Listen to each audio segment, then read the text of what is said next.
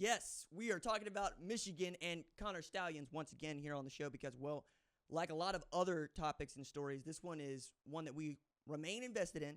And I know we remain invested in it because people show up to listen to you talk about Michigan, Ohio State, Oklahoma, Alabama, Georgia, schools that play on national television. And Michigan is going to play a huge game on national television, Big Fox, Big Noon, against Texas at Ann Arbor. Texas is looking to snap a 23-game winning streak at Michigan Stadium by the Michigan Wolverines that started about the same time that Connor Stalions started to make inroads in a much bigger way at the University of Michigan. So it is fascinating to learn this news as Stallions and Michigan are still backs against the wall, but in a way that comports confidence, right? And the way I want to get at Connor Stallions today is talking about his high school football journey and how he ended up taking the route that he did to being a football coach. For those of y'all that didn't take the time to watch the sign-stealing doc from Untold on Netflix, the gist is he came up with a really elaborate way to steal signals and be efficient at not just deciphering those signals, but relaying to the offense and the defense what the opponent was going to do right before they did it. It is knowing the play before the play happens, and it gives you an advantage. I still take the tack that knowing the play is one thing. Stopping the play is something else entirely. I also take the tack that if you are going to buy tickets to 30 games over 24 stadiums to advance scout and ask people to take video of other people's signals from the 50-yard line, maybe don't do it in your name, and maybe have a better explanation than I just like football and I like to extend expensive tickets to my friends all across the country for Big Ten opponents and opponents that Michigan might play in the college football playoff. It's conspicuous, right? However, up until now, we have not seen evidence that Michigan is actually going to get into trouble for this. They've got a notice of allegations. That's what that is. It's a notice of allegations. They get to respond to this in writing in 90 days. And we don't even know what's in the notice of allegations. We don't know what the NCAA has alleged, and we certainly don't know what the NCAA thinks the punishment should be. We only know that Connor Stallions was on the staff up until they got caught cheating, and then he was not on the staff. And it seems like just as soon as he left that staff, he started making this Untold documentary just in the way that it's shot and what kind of access he gave them, and the fact that Connor Stallions didn't talk to anybody up until this documentary was released, which to me says that he was contractually obligated to only talk for this documentary, which, may or may not have gotten paid for his services. He also comes from a family that is steeped in Michigan tradition. His mother had a tweet last year that I still giggle about. It says, "Breathe if you hate Ohio State." Okay, cool. I'm also looking around at this home video they gave to Netflix of him weeping as Michigan won the 1997 national championship when he was just a child. He dressed up as Bo Schembechler for Halloween. He knows Bo Schembechler's famous the team speech by heart. And all he's ever wanted to do was be a Michigan Wolverines football coach, or so it seems. And he took a really interesting route to do it. Out of high school, he goes to the Naval Academy. Why does he go to the Naval Academy? Because he read a list that had something like 15 of the top 20 coaches in the world of all time, all had experience in the military. To which I'm going to tell you, as a guy that, I got my appointment, applied to the Naval Academy, all those things. My parents are Air Force. My mother's a retired captain. My father's a retired sergeant. You don't just kind of luck into the academy, any academy, Air Force Academy, Naval Academy, West Point, Coast Guard. You don't luck into those. You got to be one of the select.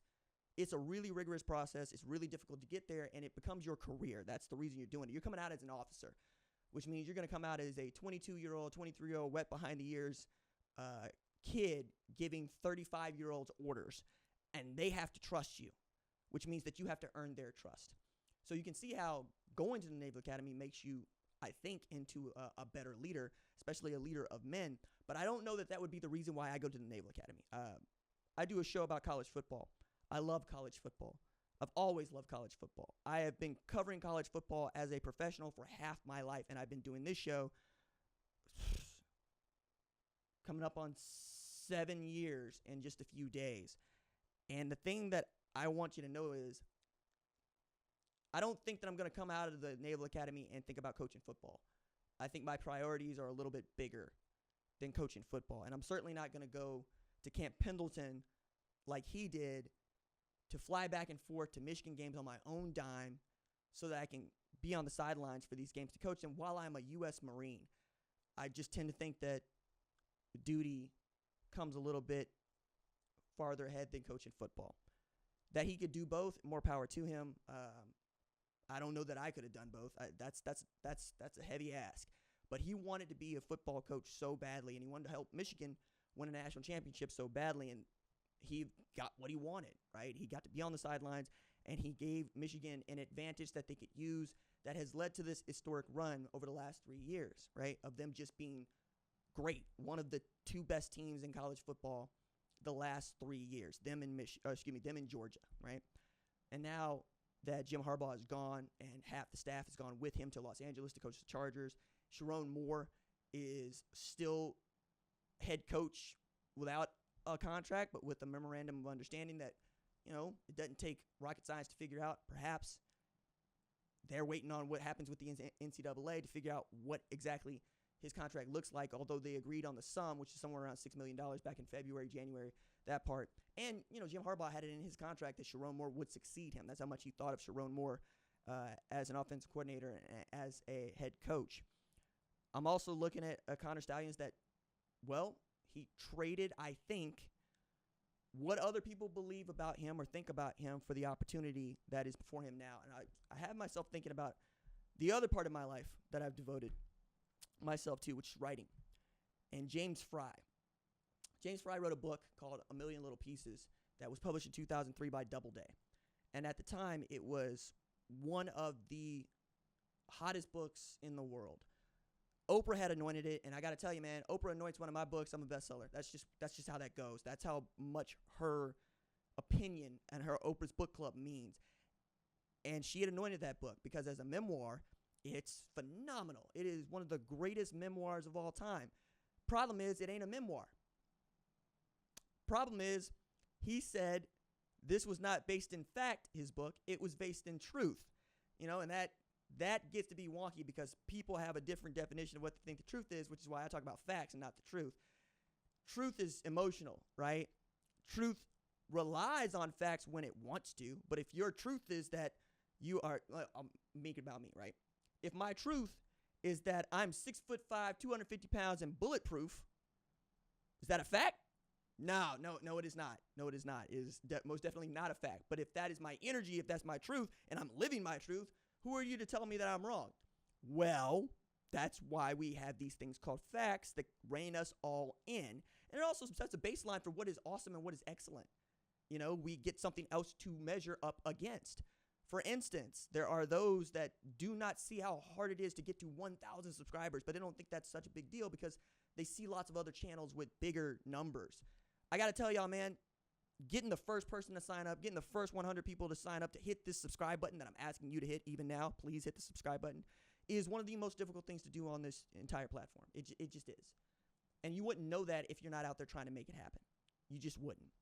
So James Fry was outed by the smoking gun and had apologized for how this had gone down, but not really. Like he said, he submitted his book not as a memoir, and that Doubleday chose to publish it as a memoir, only to take it back. And he has yet to say, yeah, I was wrong to write that and submit it in the way I did, because he believes that's the truth. That's the truth he wrote. It was one of the coolest things that he ever written. It's one of the fastest things he'd ever written. And here we are talking about what it's not. And I think that is what Connor Stallions is trading. I wouldn't want to trade my integrity for saying what I'm not or what I am. So when he says I didn't advance scout any games, and he says that I wasn't on the sideline at Central Michigan in costume, all we're doing is talking about whether or not we believe you. And while it might not be that important to him, whether or not we believe him, it is important to me, because one of the only things that I have learned in my life, there's an Eagle Scout ring back there. I mentioned my parents are servicemen and women. I mentioned that there is nothing that they love more than my sister, myself, and this country. And they are even beating over my head integrity. Integrity, integrity, integrity. Honesty. Okay. So Connor Stallions wants to be a football coach. He actually was going to get the job at Berkeley High School near Detroit, and the district officials said, nope, we don't want that, citing the NCAA investigation. Then here comes William McMichael to offer him defensive coordinator job as a volunteer at Mumford. And now, because of a health complication with Coach Mumford, we're going to see, well, Connor Stalions acting as head coach for Mumford High. And are they any good?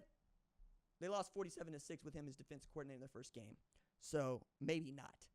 But there's two ways this is going to go for Connor Stallions. Either it's going to go the James Fry way, where you get to do what you want, but also with this light and this rather large highlighted piece of your backstory everywhere you go, or you get to just work at Michigan and be Rudy for them. This is more a Rorschach test for you and me, right, than it is about Connor Stallions. It is what you think about Connor Stallions will not change from here on out. It just won't.